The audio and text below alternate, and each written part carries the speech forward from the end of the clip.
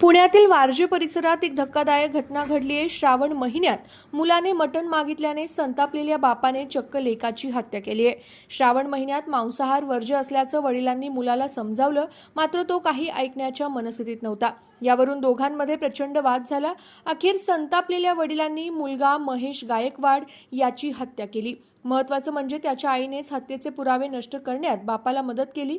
पुरावे नष्ट केल्याप्रकरणी आईला तर मुलाची हत्या केल्याप्रकरणी वारजे पोलिसांनी वडील भागवत सूर्यभान गायकवाड वय 64 आणि आई पार्वती भागवत गायकवाड वय 60 वर्ष या दोघांना अटक केली आहे। पोलिसांनी दिलेल्या माहितीनुसार ही घटना 24 ऑगस्ट रोजी वारजे भागातील रामनगर परिसरात रात्री 10:30 ते पहाटे 4च्या दरम्यान घडली।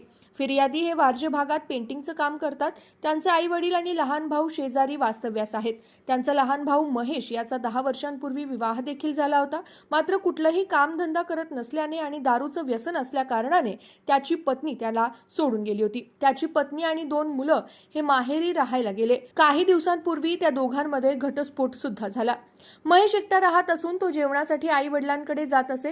काहीच कामधंदा करत नसल्याने आणि सतत दारू पिऊन येत असल्यामुळे वडिलांचे त्याच्यासोबत सतत भांडणे होत। दारू पिऊन घरी आल्यावर तो जेवणासाठी कायम मांसाहार मागायचा। सध्या श्रावण महिना सुरू असल्याने घरी मांसाहार बनवून देत नसल्याने त्यांच्यात अनेक वेळा यापूर्वी सुद्धा वाद झाले।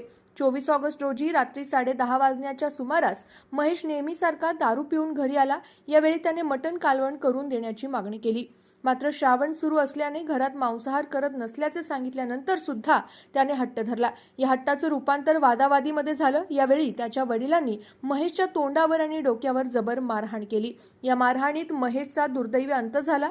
आपला मुलगा मारहाणीत दगावला गेल्याची माहिती असताना सुद्धा आईने मात्र पतीला वाचवण्यासाठी ही बाब कोणाच्याही लक्षात आणून दिली नाही आणि घटनास्थळावरून पुरावे देखील नष्ट केले। या प्रकरणी आई वडिलांना अटक केली असून त्यांच्याकडे अधिक चौकशी वारजे पोलिसांकडून सुरू आहे।